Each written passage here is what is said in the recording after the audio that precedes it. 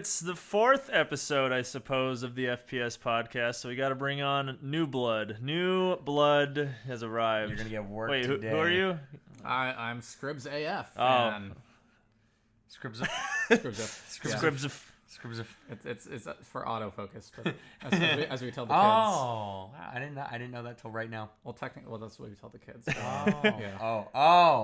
You not got to fit in as- with the kids, Sonny. Oh.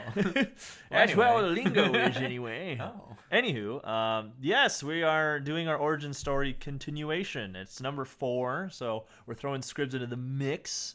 Thank you. Yeah, I thought we'd include him at least a little bit, put Might as him well. in. He's used to being in the phone, so thought we'd actually get him in So person. he's out of the phone, and he's here, and he's moved in. He's settled in. He's in San Diego now. the SD. Not driving down and making videos anymore. He's actually on site, and That was hell. And I feel That like, was honestly We'll get hell. there. We'll get there. I feel like I feel like that was a bit much, maybe, to just drive down and do videos, drive back, and the whole process seemed a little bleh. But anyway, getting ahead of ourselves here. We kind of wanted to do the same format as the first 3, which is kind of the origin story. We started with Jordan and I in the first episode.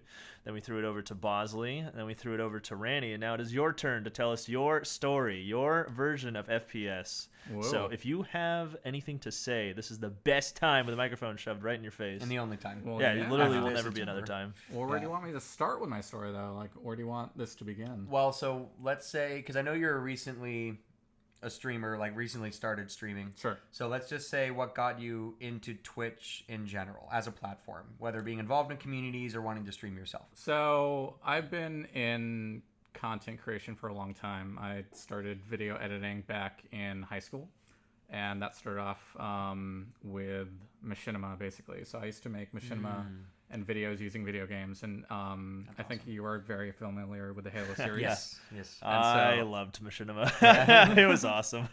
Well, and Halo 3 brought the replay mode. It was one of the first games with like a replay mode. You could actually act like a camera inside the cameraman game inside, and whatnot. And so I joined like filming crews back then, and that got me into filmmaking. And I actually submitted a machinima piece for my college entrance, and they accepted that somehow. And It worked. I Vigima Games, he's in. Put Put him in college. He's fine. So that got me into college, and I learned filmmaking for 4 years. I went to Emerson College.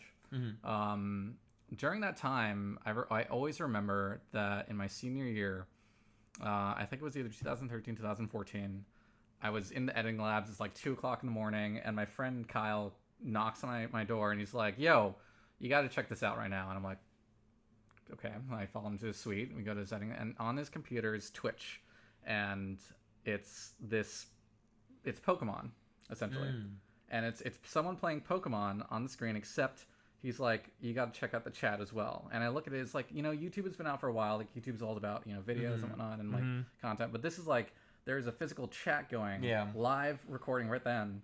And it's Twitch Plays Pokemon. Oh, I remember those. Okay. You remember that? Yeah.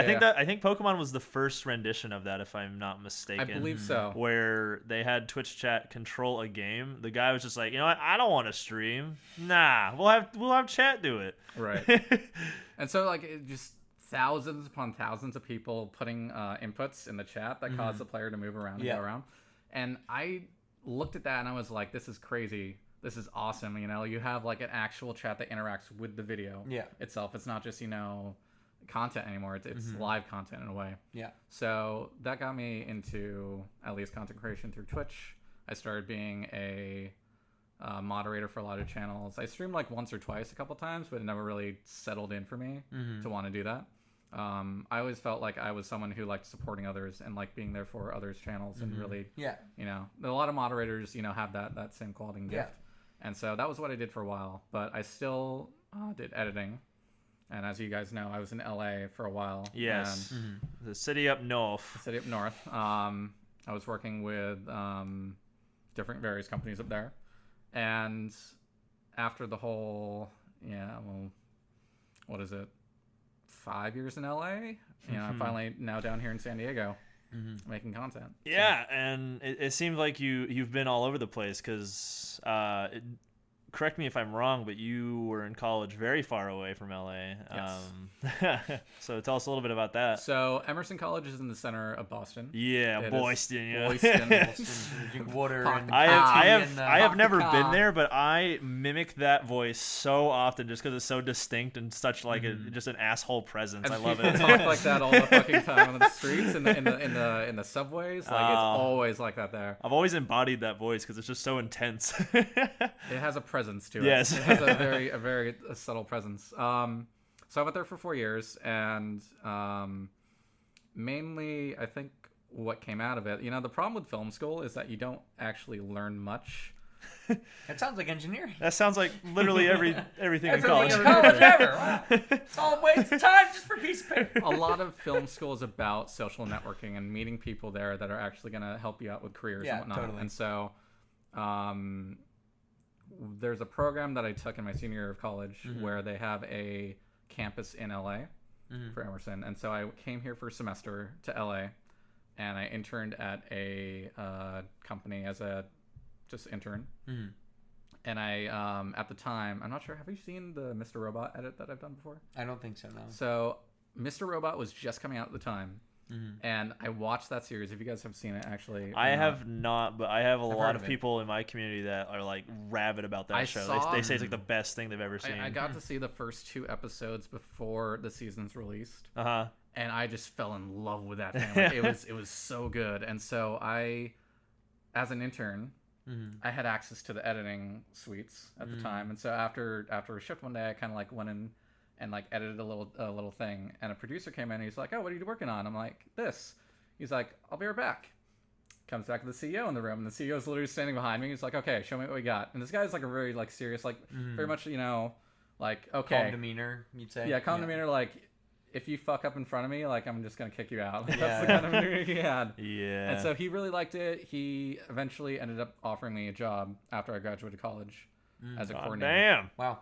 So I think that was a really big step, for me to really, like, get into LA. And, like, as a college graduate, getting a job offer right out of the bat, you're like, sure, I'll, move to LA. Yeah, definitely. And start that off. Yeah, So I lived, where was it? For 2 years, I was at that company as a coordinator. But after a while, I kind of was like, I need to step away from a coordinator position. Coordinating is basically, you're in the company, you're taking all the jobs, you're basically organizing from concept of production all the way through final delivery and making sure everyone is on task. Yeah. And if anyone ever fucks up, it's your fault. Yeah. Unfortunately. So after a while, I was kind of like, I need to get into editing. I need to do more. So I ended up going into freelance in 2016. Okay. I started working at NBC Universal in their e-news department. And speaking of the connections from college, I had a friend who was taking a 2-week vacation at the time. And he's like, "Hey, I know this guy. He can edit. Let's have him come in." So I got to basically meet my supervisor for 3 years at the time. And he was one of the best supervisors I've had. And I just edited for a while there. And then, Okay, nice. Yeah. And you gained some skills. You started working with content and started seeing like how things shape up from like start to finish, seeing a lot of projects through. Mostly, like, the thing with editing is that you have the vision and ideas for the most part through your entire life.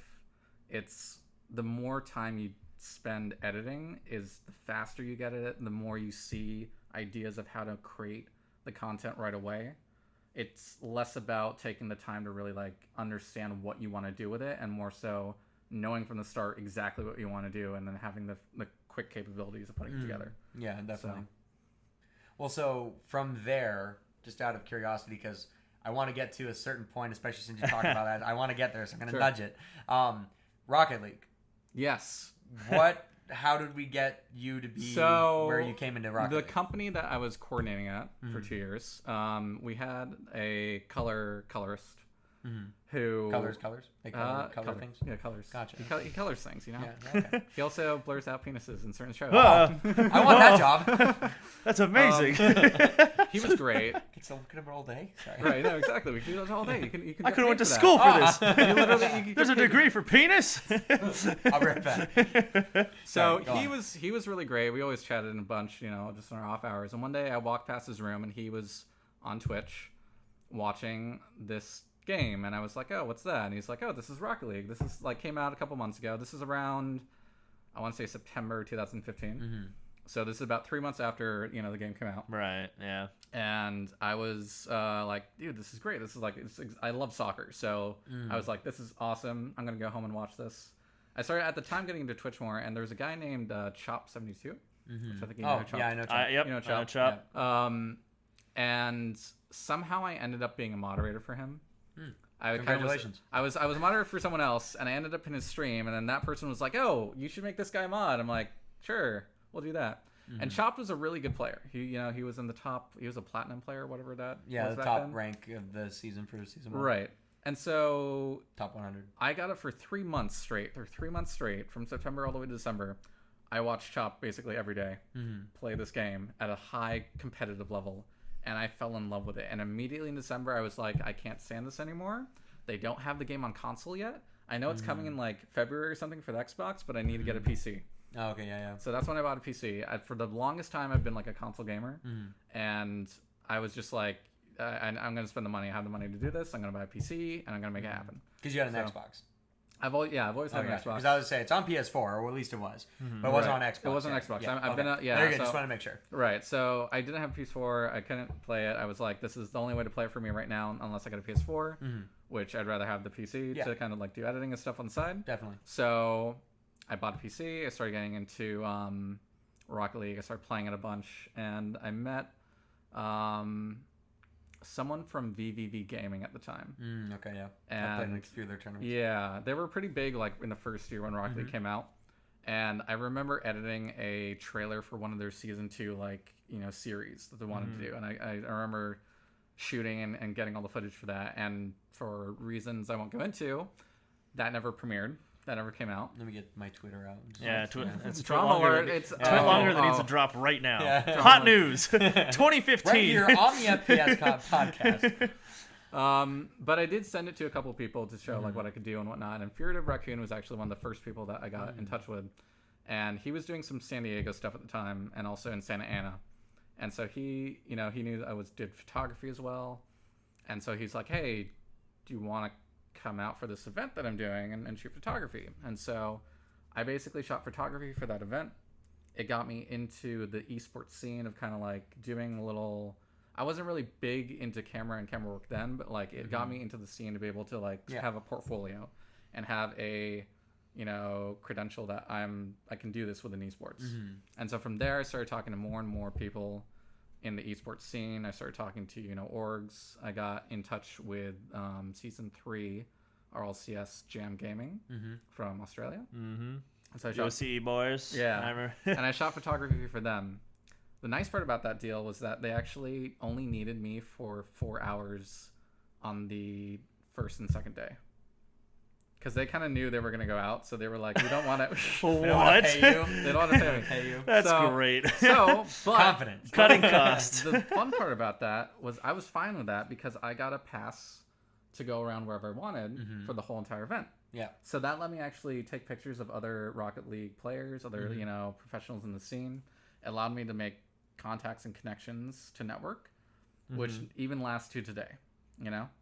That allowed me to meet some of the people that were running Gale Force at the time.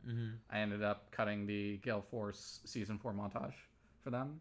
It ended in me meeting someone that led me to the Universal Open. I shot photography there, so it was kind of like a big eye-opener for me. Like an avenue. It opened a lot of doors. Yes. Yeah. Oh, yeah. So, and that kind of, again, with the portfolio stuff, like just continuously getting small jobs like that allowed me to build an esports profile that allowed me to, present for the future work. Okay, yeah. Awesome. Well, and I went to season 3. I did not. I went to season 4. Okay, yeah. So I went to season 3, and it's actually interesting because I don't know if we didn't really know each other, I think, at the time. But I was chatting with a different photographer that was shooting for a team. His name's Vile. I don't know if you know Vile. Yep. He shot for Flipside, I think, that season. If I think right, that might have been the season he shot for fell off. No, that was season 1. That was a different guy. Okay. But yeah, I was chatting with Vile, and I thought it was really interesting, like getting to get that perspective, like being there with the team, but kind of like capturing some of those moments that are just like super special. Is there any specific moments that you can think of like that you got to kind of either capture or just be a part of? One of the best shots I remember was Denial Esports. I'm not sure if you remember. I remember Denial. Yeah, I remember Denial. Right after they came out of one of their matches on the second or third day, they all stood in the aisle watching up the screen, and all of them had this just cross The look, esports pose. basically they looked like the flying V of from the Mighty Ducks, but all just standing in this aisle. This was a great photo. My favorite photo though that I've ever taken for esports probably is Karma. So on the third day, actually at that same event, if you remember the layout of the stage, there was basically that upper the VIP section, VIPX, or whatever they called it. The VIP also had access technically underneath that, between the two aisles. And I have one of those tickets. Right? Oh, who's jealous? He's egoing us now. Oh, UFX ticket. That's what it was called. Yeah, I remember that. Not Yeah. VIPX. UFX.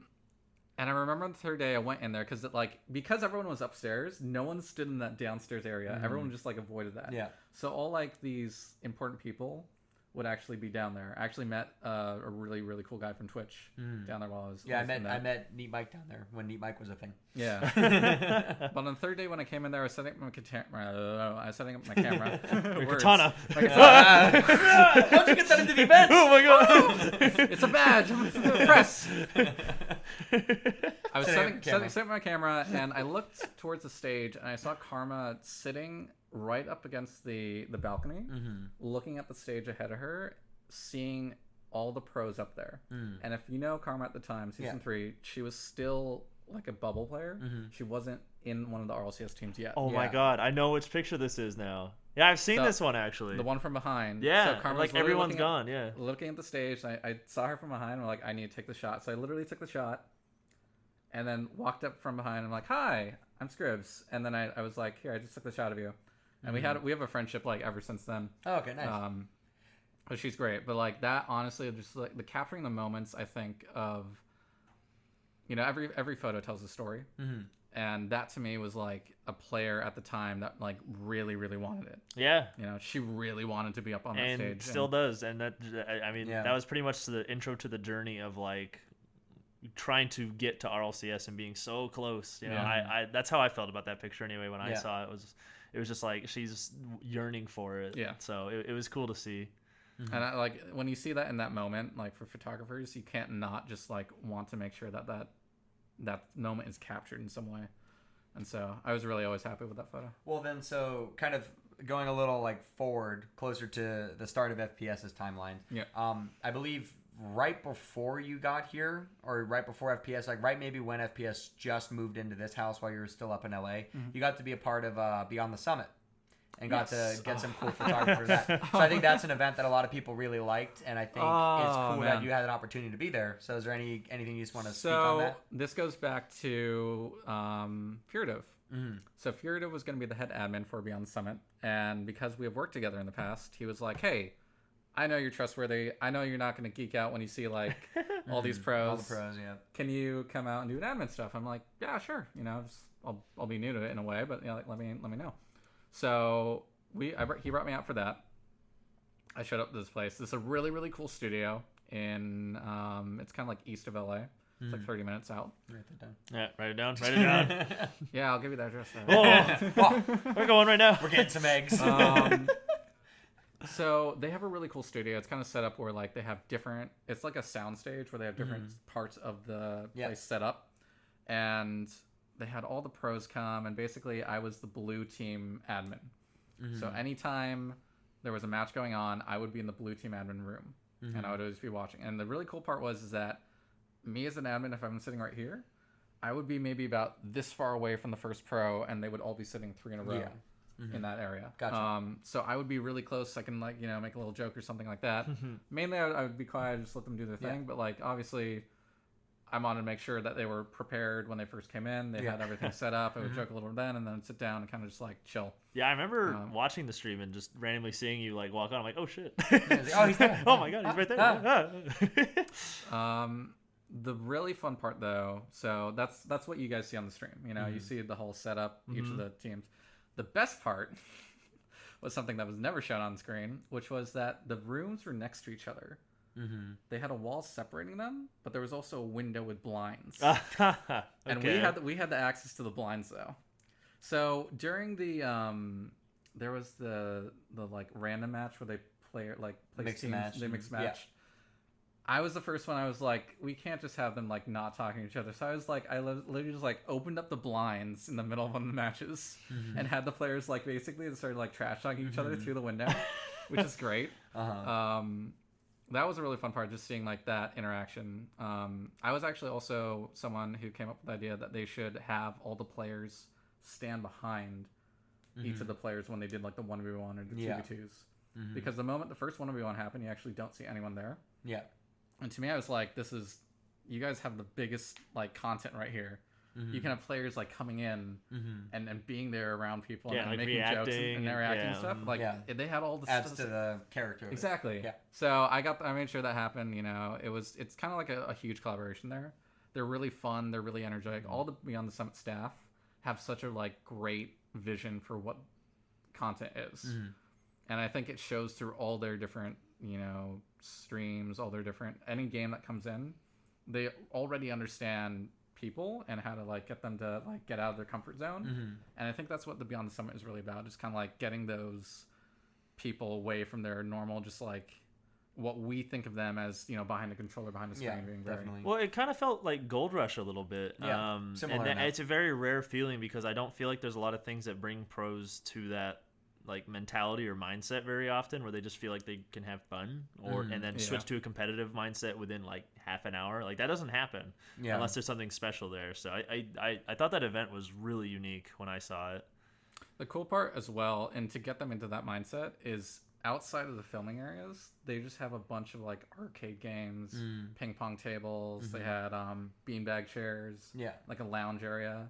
So it was a really like open, welcoming environment, even when you were not being filmed. That's awesome.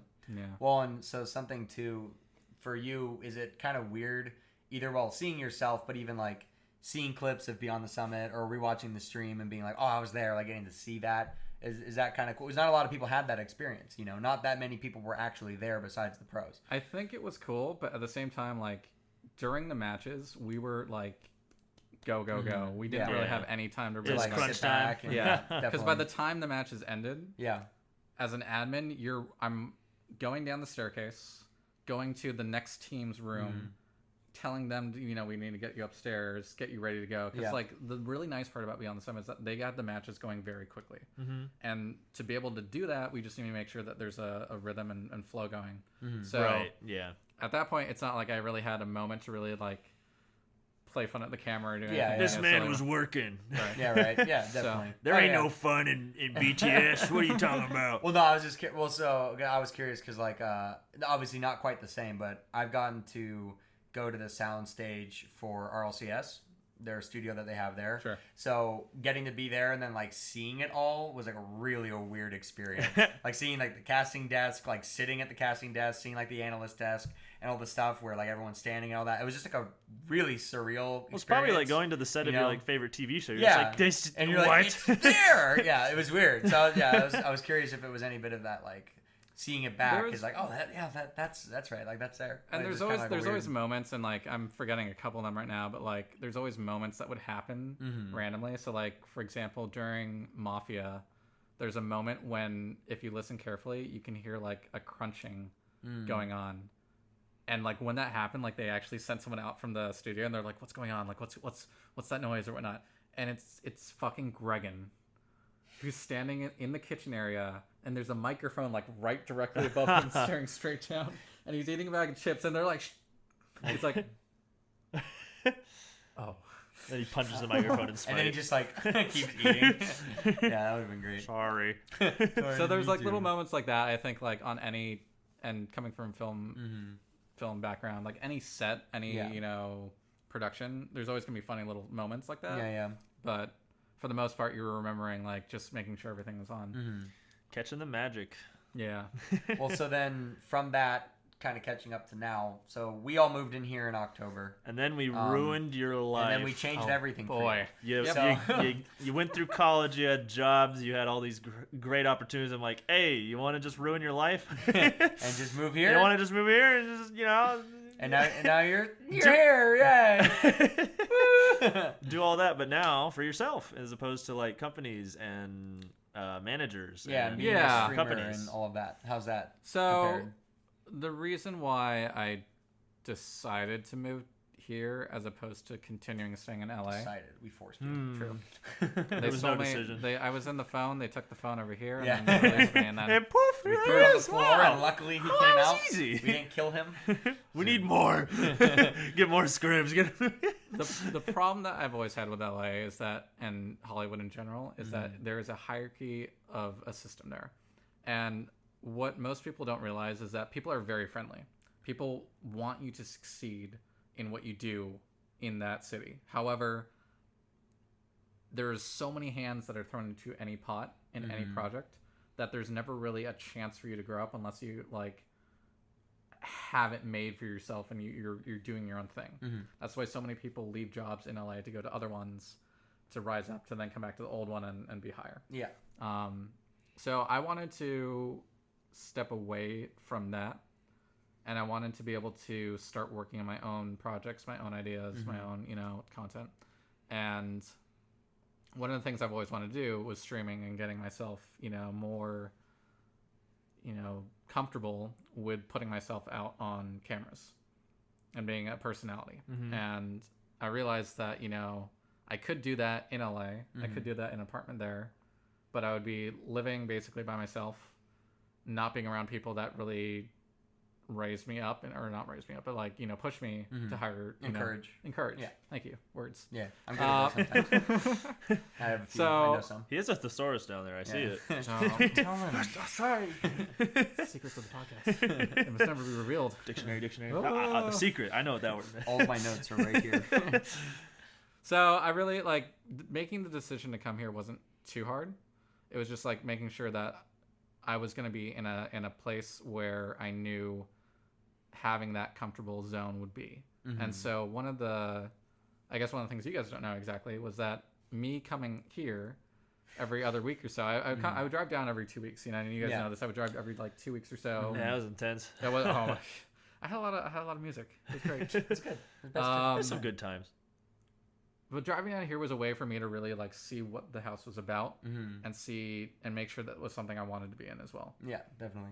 And so every time I kid you not, every time I was here, it was a very joyful moment for me to be, because it was always, people doing what they love and people, showing what they could accomplish. Yeah.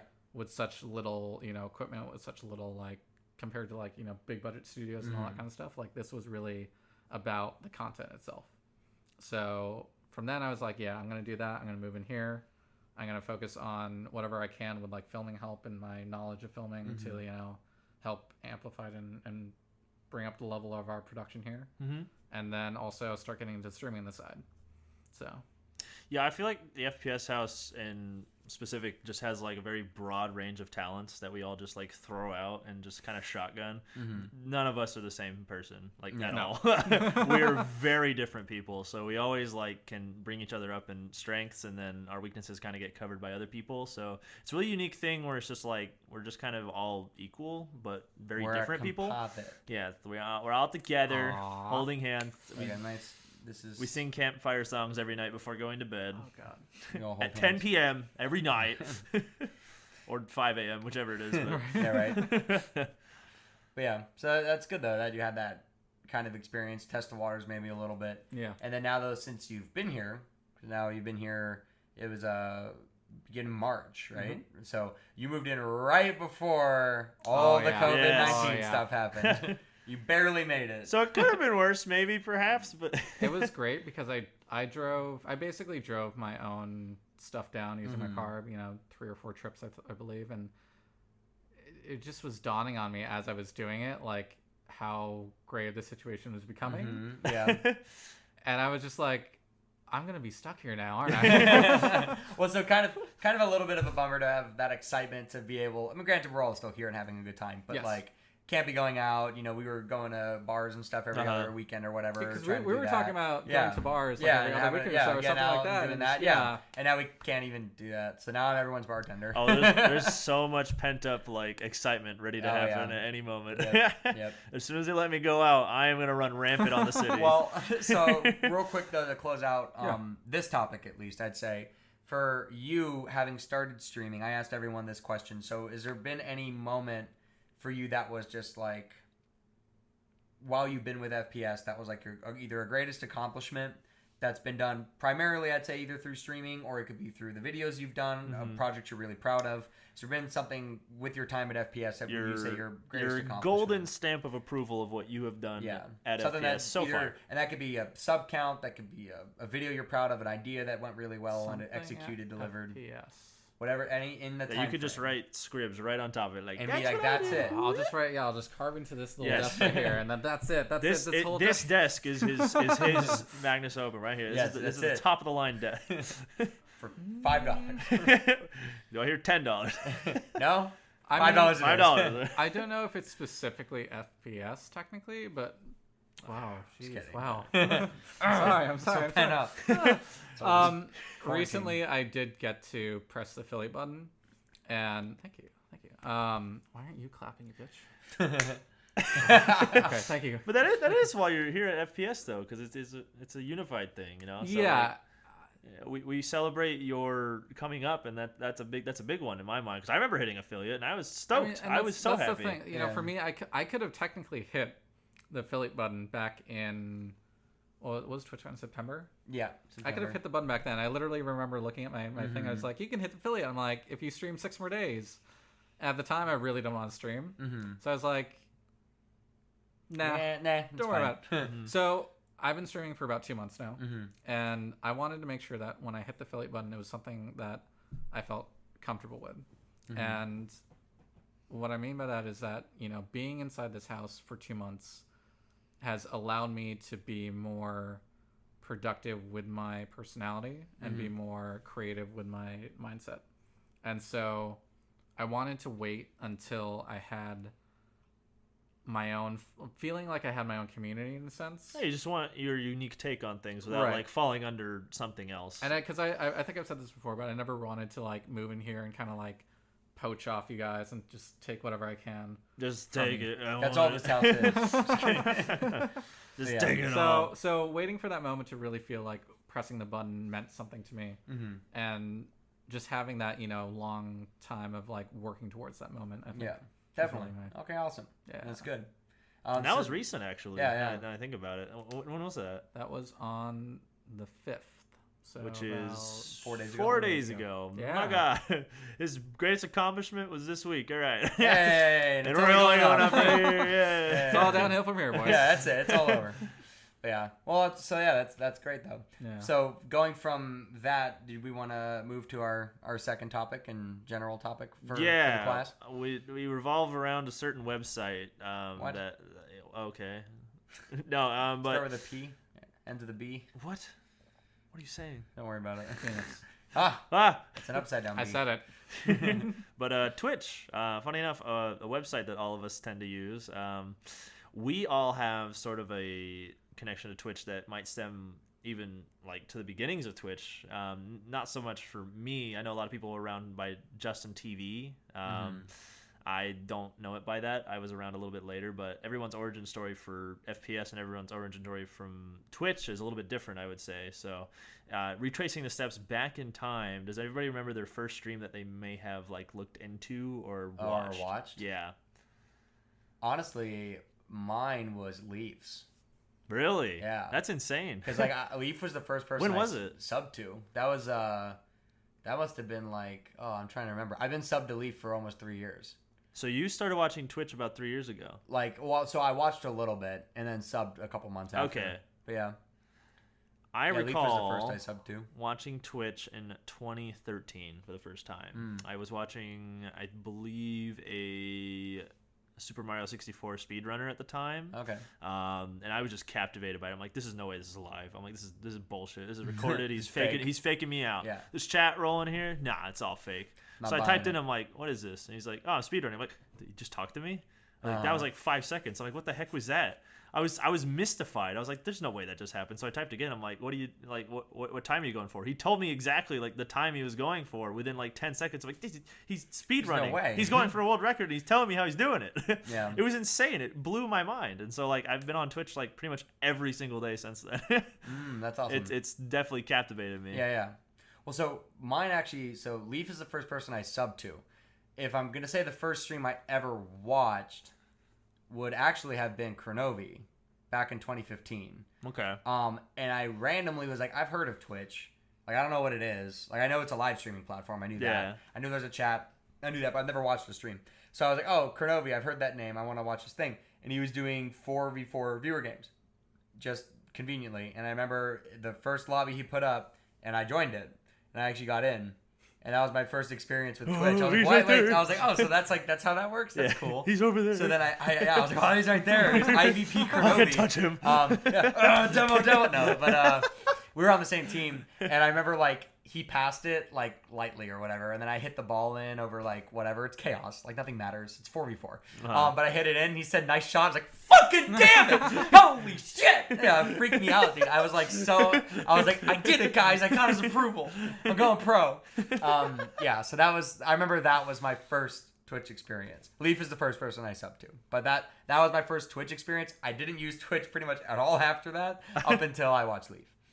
So, Dang, all right. That was at least for me. But I thought that was cool that I was like, oh, like there's this interaction you can do. Like he's a pro player. This is the god of Rocket League, like one of the best. Yeah, I always thought like Twitch was going to be like live news for some reason. I was like, this is going to be boring. Yeah, like, he's going to just do stuff. I'm not going to be able to do anything about it. Unfortunately, that's what started me. So after the whole like Twitch plays Pokemon stuff, I started looking at it again, and like I went into Halo because that's been my game for a while. And Halo streams were boring back then, though. That's the thing. Unless you're watching the esports stuff, which was the MLG at the time. Yeah, the MLG stuff. Honestly, like the streamers I went into, at least, were never really entertaining. They weren't really engaging on chat. So I kind of was more YouTube side for a while until really Rocket League.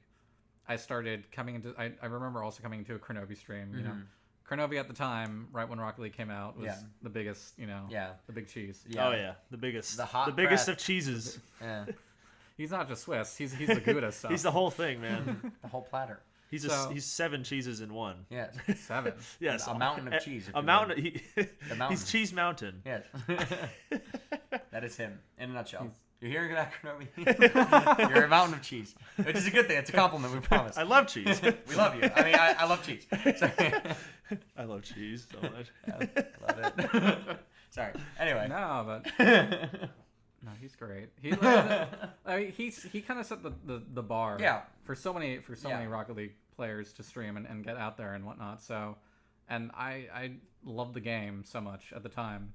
And Chopped honestly was actually one of the people. Again, I was in the stream like every day as a moderator, but like he had such a enthusiasm to him. He was the first streamer I really got into who brought a fun-loving energy and always was positive and always had this, and that's what I think a bunch of Twitch streamers always need is the ability to be that positive mindset, never really like getting too like negative and whatnot about the things they got. Well, that's like a point I have for a lot of people is that there's all these complaints about ranked being a certain way, like it's toxic, there's like things that they don't like about it, and then people just flip it over, and then all of a sudden they just stream that and everyone loves it. There's a really good polar opposite that people can draw from like your bad experiences with an online game. If you're just like, I do the opposite of that, that's great, do that. Right. It's really like not too complicated as long as you just like approach it in a good light, I suppose. That's definitely was my mentality going forward, was just like, I see all these bad experiences everybody has and personal experiences I had, and I'm just like, let's just not do those. That doesn't make sense. Let's just make it a good time for people. And it puts it forward in a spot that Twitch streaming is kind of a separation from the game that you play. Almost like you play it a certain way, but you you don't play it the way a streamer does. It's a different perspective. So that's what I always enjoyed about Twitch personally, is that I could play a game, but I could not play it the same as somebody else. And it'll never be that way. Well, when you started streaming, I think I asked this whenever it was the first episode. Oh, God, I'm not going to remember it. You started streaming with Rocket League. Yes. Oh, yeah. Because I was the same way. So for me, it's like my first... This was, oh my God, when was this? 2017, I think, is whenever I started streaming. And I did it for a little bit. Like, I think I got affiliate, streamed like a month-ish off and on after that, and then just kind of fizzled out of it. And then I remember, like, coming into a community, I actually was watching Leaf a lot, and then ended up meeting and watching Colors through that. Okay. And that kind of, like, reinvigorated for me. I was like, oh, like, this is, like, kind of what I remember it being. Like, it was fun. It was all this kind of, like, chatting with everyone, building a community and stuff, and that's, like, what sparked me to get into that. So is there any specific for you guys, that kind of motivation that sparked you to just take it a little more seriously than just put the webcam on and let's see how it goes? I promised myself I'd stream if I hit Challenger 1, and then I hit it, and then I started. Oh my God, good job! Which back then is like the equivalent of Gold 1. Yeah. So it really wasn't that hard, but at the time I was stoked out of my mind. Yeah. Like I hit it, and I was like running down the hallway like, I was like, doing it. Everyone's like, what is he doing? I was like, Is he okay? Challenger 1. It's okay. I did it. Okay, yeah, whatever. I forget if it was like 2014, 2015, but I remember I got into Destiny streaming for a while. Yeah, Destiny was a really fun game. Destiny's great. And I guess I tried it for a while, and I didn't get into it at the time. But I knew how the programs worked. I kind of had a feel for that. Yeah. But what got me into wanting to stream Rocket League and just like, because I think it's just the community. I think it's the community. Yeah, for Rocket League like, specifically. Yeah, Rocket League specifically. Like, if you're listening to this, you probably you get how incredible the community really is. Yes, the online is toxic. I'm sure you've met people. Well, I only throw that out there because people will complain about something. So there's a flip side to any argument. But. Yeah. But once you meet the actual people behind the controllers, you get to know really who is really there and how friendly each of those people are. I think the greatest compliment I've heard Rocket League get was actually at Beyond the Summit. And I remember talking to one of the staff guys there, one of the high staff guys, and he said that. I'm just kidding. Sorry, bad joke. Go on. Ew. Why would you say that? You're horrible at this. I know. I was trying to go on. I was trying to move away from it, but you still brought it back. Don't ever do that again. Anyway, you're talking to one of the staff guys. The staff guy. So he compared the Rocket League community to the Smash scene and the fighting game community. And if you know anything about the fighting game community, they're very much like based off each other. They're really friendly with each other because it's all solo. It's all one person versus one person. Yeah, so a lot of it is big personalities, right? Relationships. And what he said was that with so many other games, with Dota, with Counter-Strike, with all these team-based games that come into their studio, the teams are very much secluded to themselves. They'll do the Mafia and whatnot, but then afterwards they'll kind of just like go off on their own and do their like separate team thing. Rocket League scene, everyone was just like hanging out with each other. They knew each other. They're all really like very inclusive. Right. Yeah. And so you saw that there for real. And going back to the whole Beyond the Summit, what did you miss behind the scenes? Beyond the scenes. Beyond the summit. Behind the summit. I was like, wait, beyond the scenes. Beyond the scenes. Beyond the sea. That's really what was there. It's a great song. Well, it's kind of just like leading by example, right? You have these people who are on such a high pedestal and they're respecting each other. It like generates this urge to respect everybody. Yeah. Because if they can respect each other after competing for such high stakes, then why the heck am I going to get angry at somebody for losing 5 MMR or something? Like this guy just lost what I remember specifically Scrub losing the finals to RLCS and then immediately going over and hugging everybody who won in that match, and that was just like the biggest show of respect I've ever seen, because I could just imagine being absolutely crushed, angry. Like I would probably be like, my team didn't bail me out in a certain situation, we lost game 7, like we just need to win one more. Nope, he was immediately like, you guys did a great job. Yeah. Congrats. Yeah. That's insane. I don't know any other esport I've ever seen that. Not even close. Well, I would agree with that comparison though to fighting games, because you see that kind of thing all the time. Is like when people lose those finals games, the first thing they do is they just get up and shake that guy's hand and just say congrats, like good job.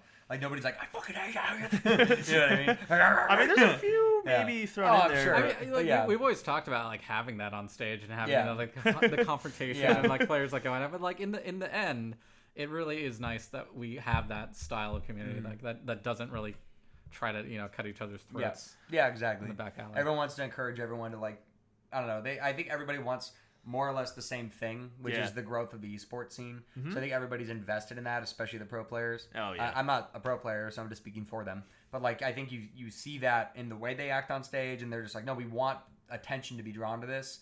We don't want negative attention drawn to this. We only want like positive things. We want people to be seeing the handshakes and want people to be seeing that. And they're not doing it for the show. They're doing it because it's what they think and what they want. You know, their values and carrying that to the esport. I mean, there's so many opportunities where pros don't have to voice their opinions, and they do for a positive reason. Like just like, hey, this is what I could see for improvement for the future for something. Even though it was great, like you can still be better in the future. And from a perspective of a player, that's kind of invaluable information because I'll never know what that is. You know, I'll never be in that seat. You know, so catering to them and making it better, and then them leading by example and having a good experience, like just throws it out for everybody and makes it just a tremendous thing. So it sounds like, obviously, I think for the large part of us, that Rocket League's community brought all of us to streaming. Twitch, more or less, is what it sounds like. At least maybe Rocket League the game on its own, but I would agree with the community part, for at least for me, for sure. I feel like most people that complain the Rocket League is their first community. Unfortunately, is because I've been in a lot of communities where it's been a lot worse. Oh yeah, Halo was a little bad. much worse. Gears is very bad. Yes, I remember the Gears community was very very accepting of 18-year-old Call of Duty also. I remember playing Modern Warfare 2. It's like, hey guys, we gotta have fun. No, no, shut up. Get out of this lobby. My mom is yelling at me to hurry up, so if we don't win in 5 minutes, which apparently that is better than just spamming what a save 3 times. Apparently. Because that just ruins everyone's day. I remember when Halo came on the PC. Oh. And I remember I was thinking to myself, it's been like 5 years. I think the chat's probably better by now. I turn on the voice chat and I just hear like the N-word being like... Yeah, like...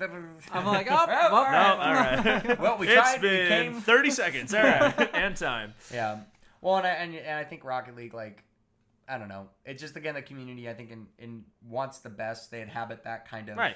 We want the best for this community, and it's a very loving and caring community. There's people in that who don't care for that, but they don't really have... I'm not saying they don't have a place in the community. They still get to play, obviously, but they don't have a place in the sense of, like, well, you know what I mean? Yeah, with communities the community as a whole. have boundaries and bubbles, and the second the shotgun blast, one pellet just flies out of there. You just kind of focus on that one thing that kind of flew out there, and it's like, why is this happening? So it's never going to be contained, because the second it is, the bubble shrinks, the containment shrinks, and then you focus on something else that is outside of it. So there's always complaining about some aspect of it, which is understandable. No one's ever going to be like, everyone's happy.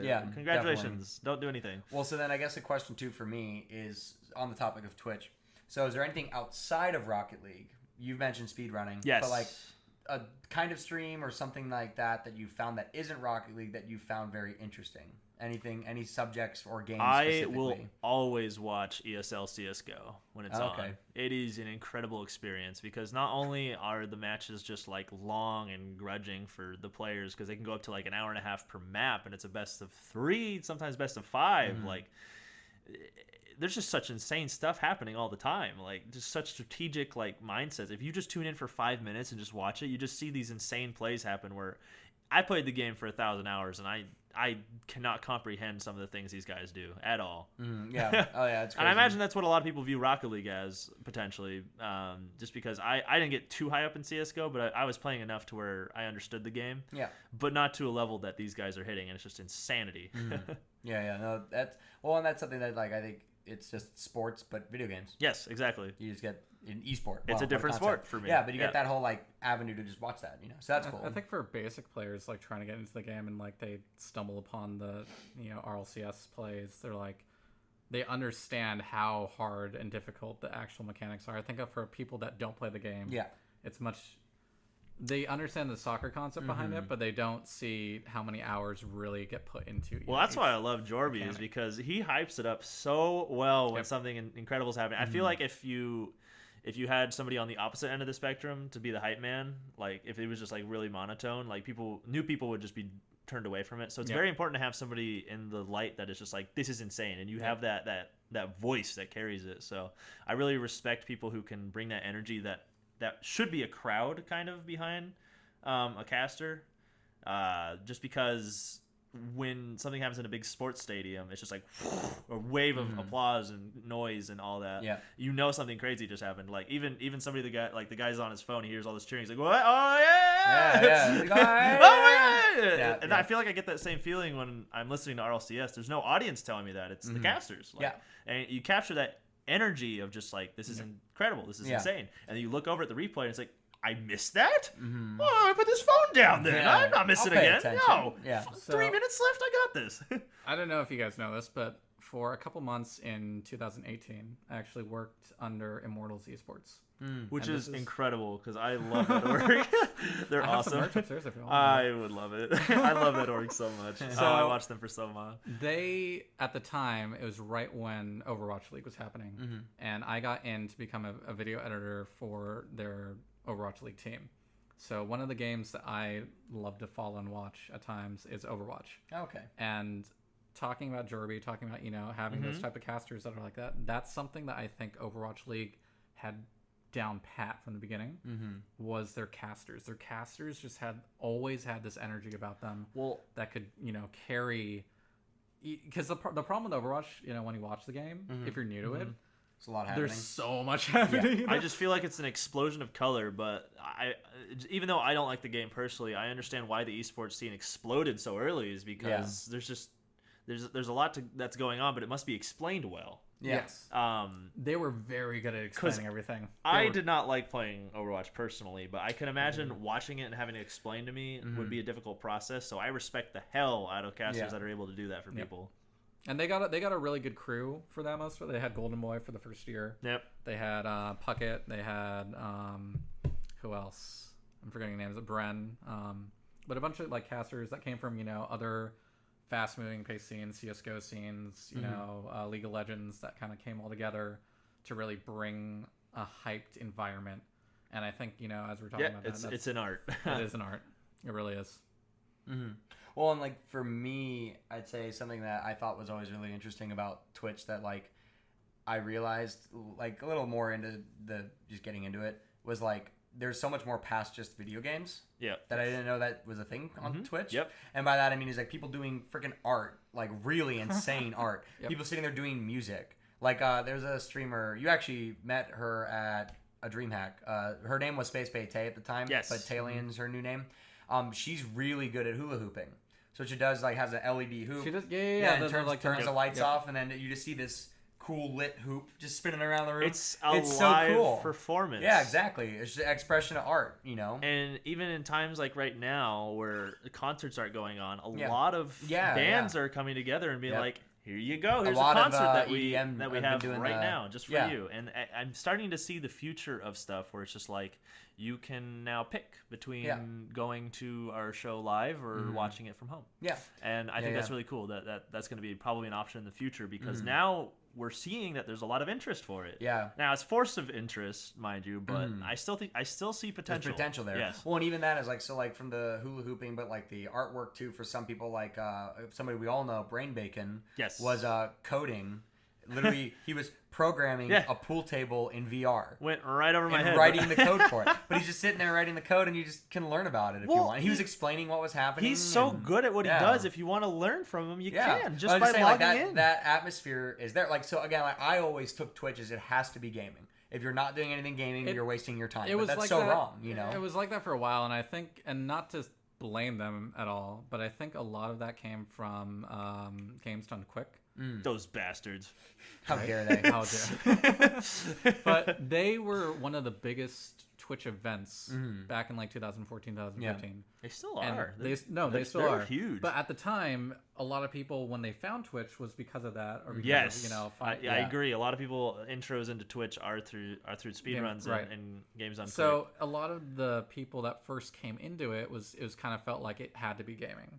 So a lot of people, I'm sure you remember, like had complaints when it was like, oh, we're opening up a creative section. And, and everyone Backlash. right? It's just But how that I goes, agree guess. that you're expressing yourself, and expressing yourself should never have to be through one gaming concept or cooking concept. It should be whatever you really want to. I am quite opinionated on that subject, so I gotta relax a little. But simmer down. But I feel like if you don't like content, you don't have to watch it. Yeah, so exactly. I mean, like, why is that bothering people that somebody else is doing something that doesn't pertain to your bubble? I don't understand. Like, I don't watch like body art streams or anything, but they're there and people enjoy it. And ASMR. It's a very beautiful thing, but it's not something that I particularly would watch. Totally. So I don't have complaints about it because it's not in my realm. You know, I don't enjoy that, but I see why other people would. Yeah, for sure. Well, so I'd say if you guys, I don't know what you guys think, but we're getting kind of close to the time here. Did we have any ranty thoughts to I don't have transition any us out? really ranty thoughts. I did pass him, but he was kind of just staring blankly at a wall? at a Pepsi can. So I decided not to interrupt him. He's relapsing. Well, so I'd say then, I guess a question that we talked about a little bit before. Is there anything you plan on doing when quarantine's over? Any first things you want to do when the lockdown has been lifted? Anything you can think of off the top of your head? Besides go get fucked up at a bar? Get fucked up at a bar. I want to go see a Padres game. Oh, okay. Yes. There you go. Because I've never been to a baseball game before. I love baseball. Okay. So I really want to. No, it's not esports. I love baseball, and it's perfect baseball season right now. I know the weather. I can't go out. And probably go to a steakhouse. Oh, okay. Of some kind. There you I go. just want to like go Decide on it for you. right. Well, no, there's another one I've heard of. Don't called, care. Well, if I'm allowed to bring up like memories of early Scribb moments that I had, just kind of wrap around to the origin stories. We met at TwitchCon. I remember that very briefly. Yes. Ranny introduced me to you. That was kind of our. We didn't talk a whole lot at TwitchCon, but that was kind of our first like acquaintance time. And fast forward up to RLCS 6, when I believe you're doing photography for Flipside. Mm-hmm. Videography, but yeah. I remember you giving me the face of Cookser. I don't know if you recall that. Oh, yes. You handed me yes. the face of Cookser, which was like the meme of the century for RLCS for a while. That was just like, I just had like the power of God in my hand. I still have that in my room. Yeah, I saw it again. It made me remember.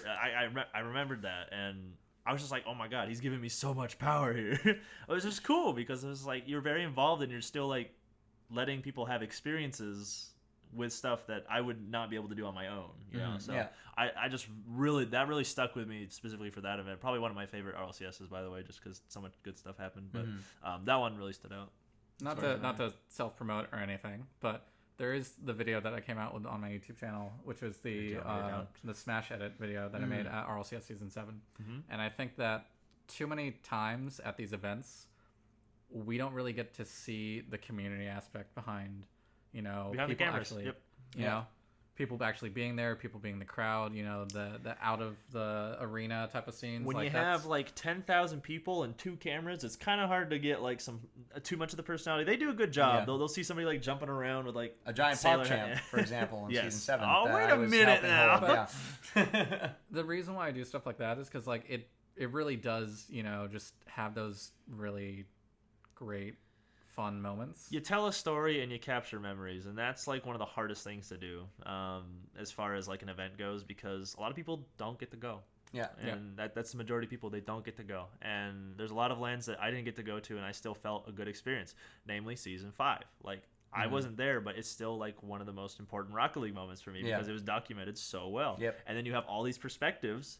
All these phones came out. I see all these alternative views of what happened, and it's still just like it just amplifies it. 100%. So it's just like it's very important to document the story. Well, till the next RLCS. What? Go back and say one of the things I really want to do when quarantine's over is go to a fucking LAN event. Go to go to RLCS. Yes. Go to RLCS. What? Yeah. Well, hopefully we'll be able to go to the next one. Yeah. Fingers all crossed. of them. Every single one. RLCS 100. Hey guys, you're doing it. It's on the moon, Mars. It's on the moon, Mars. It's in the moon of Mars. Baby Kronovi's here. He's taking on the stage. Kronovi's grandson. But yeah. Alrighty. Well, till next time, I guess. Yeah, well, that's the end of this one. Join us next time where we interview Black Widow and her origin stories, and that'll be the entire FPS house. And then we'll figure out what we do with the format after that. But I think that is it. Thank you for joining us, and we are going to say goodbye. Goodbye. Bye.